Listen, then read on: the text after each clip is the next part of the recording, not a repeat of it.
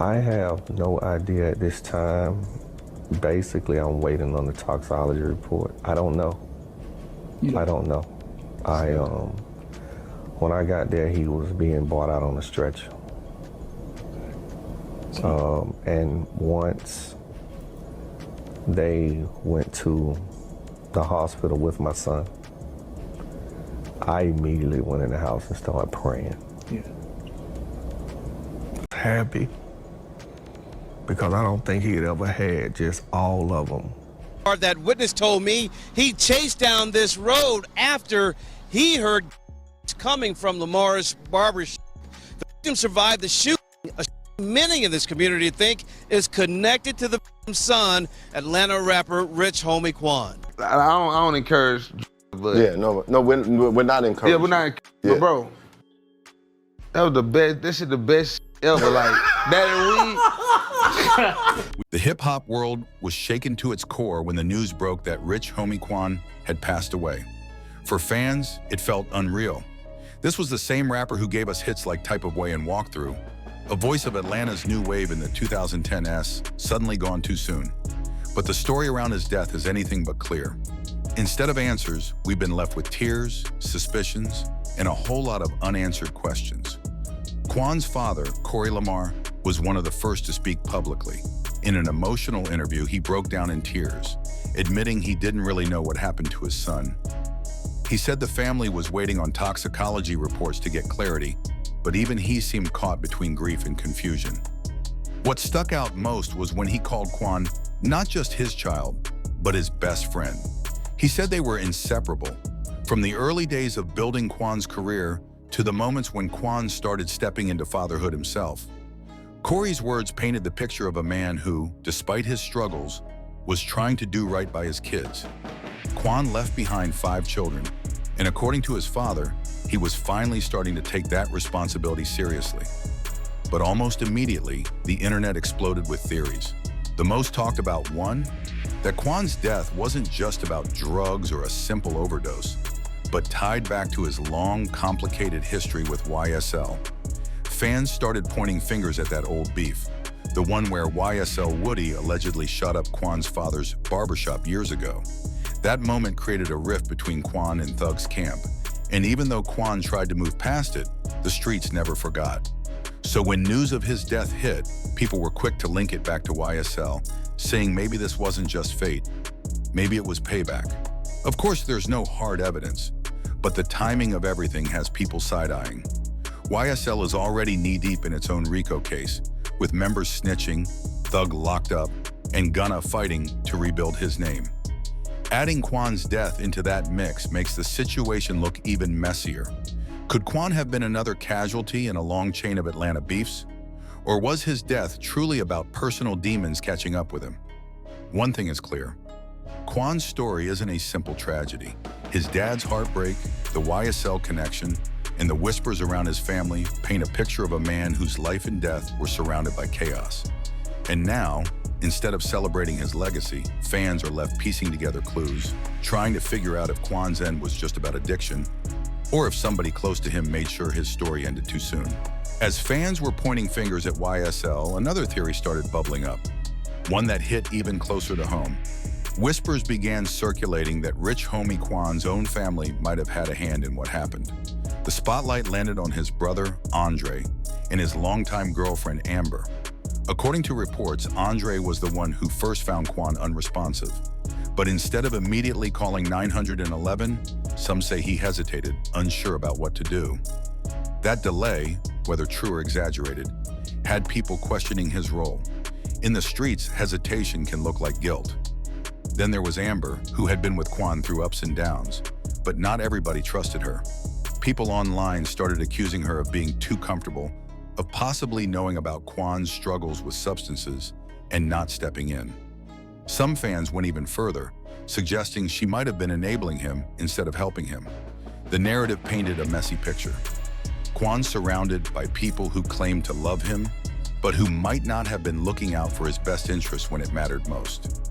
Quan's father, Corey Lamar, didn't add fuel to those rumors directly, but the pain in his voice made it clear he felt something was off. In one interview, he admitted he didn't know all the details, but he seemed skeptical about how everything played out. For a man who always protected his son, it had to be torture. Not knowing if the people around Quan in his final moments were really there for him or just there for themselves. And let's not forget the history of Quan's inner circle.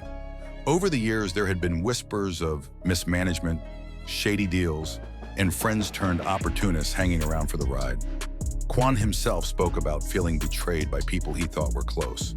When you add those past experiences to the circumstances around his death, it's not hard to see why fans believe betrayal might have come from inside. The tragedy is made even heavier by how Quan had been trying to get back on track. He wasn't just a rapper chasing hits anymore. He was a father of 5 kids, trying to create stability. His dad said Quan had started stepping up, focusing more on his role as a parent. That detail hit fans hard because it showed he was trying to turn things around, only for it all to end in mystery. So now you've got 2 competing narratives. One blaming YSL for possible retaliation, and another pointing at Quan's own family and partner for failing him in his most vulnerable moment. Either way, both theories circle back to the same theme: betrayal. Whether it came from the streets or from inside his own home, Quan's death feels less like an accident and more like someone, somewhere, didn't have his back when he needed them most. To understand why so many fans think YSL might be connected to Rich Homie Quan's death, you gotta rewind to the early days. Quan and Young Thug were once tight. They made music together, called each other brothers, and looked like the future of Atlanta. For a while, it was all love. But like most rap partnerships, things got messy fast. The money, the egos, and the politics of the streets started pulling them apart. The breaking point came with the infamous barbershop shooting. Back in the day, Quan's father, Corey Lamar, owned a barbershop in Atlanta. Out of nowhere, the shop got sprayed with bullets. Reports tied the shooting back to YSL affiliates, specifically YSL Woody. That moment didn't just shake the family, it created a permanent scar. Imagine knowing your so-called brother's camp allegedly targeted your own father's business. Even if Quan never confirmed the details publicly, the streets already had their verdict. That was betrayal at the highest level.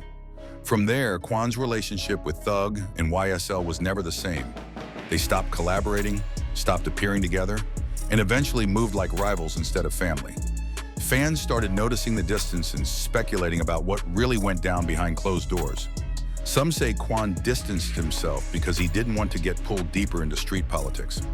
Others believe Thug and his crew blackballed Quan, leaving him stranded in the industry while YSL kept rising. Either way, the love was gone. So when Quan's death hit the headlines, the first thing people did was connect the dots back to that history. How could they not? A man who once stood shoulder to shoulder with YSL ends up dead under suspicious circumstances, years after his father's barbershop was shot up. To the streets, that looks like unfinished business. The irony is that YSL itself is now under a microscope. With Young Thug locked up on RICO charges and members flipping left and right, the crew is already fighting for its survival. Adding Quan's death into the mix only made them look guiltier in the eyes of fans. Even if YSL had nothing to do with it, the reputation of violence and betrayal follows them everywhere. But here's the twist. Quan wasn't actively beefing with YSL in the months before his death. He wasn't dropping diss tracks or calling names. If anything, he seemed to be focused on rebuilding himself and being a father. That's why his death feels even more suspicious. Was it a random tragedy, or did old beef finally catch up to him? Fans can't stop asking that question, and the lack of answers only makes the YSL theory stronger. The barbershop shooting remains the anchor point in this whole narrative. It proved long ago that Quan's family wasn't untouchable, that people close to YSL were willing to send a message. And now, years later, with Quan gone, the streets are left wondering if that message finally came full circle. With all the rumors swirling, one thing gets lost in the noise: Rich Homie Quan's legacy. Before the beef, before the gossip, before the tragedy, Quan was one of the most important voices of Atlanta's new wave. Tracks like Type of Way, Flex, Ooh, Ooh, Ooh, and his collabs with Young Thug soundtracked an entire era. He had the melodies, the street credibility, and the work ethic to help shape a sound that would dominate hip-hop for years. Even if his career slowed down later, you can't erase his impact. But for his father, Corey Lamar, this isn't about rap history. It's about losing his son. In interview after interview, Corey has broken down, saying Quan wasn't just his child, but his best friend. He said they did everything together, from chasing the music dream to handling the ups and downs of life. Hearing Corey describe Quan stepping into his role as a father of 5 makes the tragedy cut even deeper. This wasn't a man spiraling with no direction. This was a man trying to pull it together, only for his life to end in mystery. That's what makes the theory so loud. Nobody wants to believe Quan's story ended with just another overdose. Fans keep pointing at the suspicious details. The hesitation from his brother Andre before calling for help, the accusations toward Amber, the shadow of YSL, and the old barbershop shooting. Put all those pieces together, and the streets see betrayal everywhere. Some think his family let him down. Others believe old enemies came back for revenge. Either way, the vibe is the same. Quan didn't just lose a battle with addiction. Something darker played a part. And yet, no matter how many theories circle online, the truth is still missing. Toxicology reports might give part of the answer, but they won't explain the betrayal fans feel in their gut.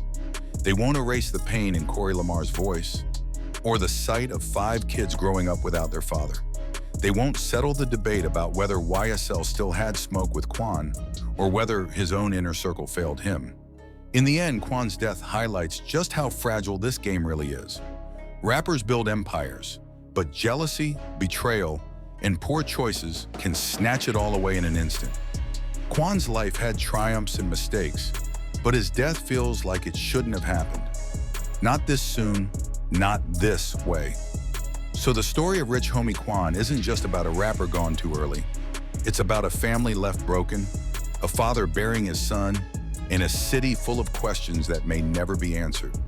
Was it drugs? Was it betrayal? Was it revenge for old beef?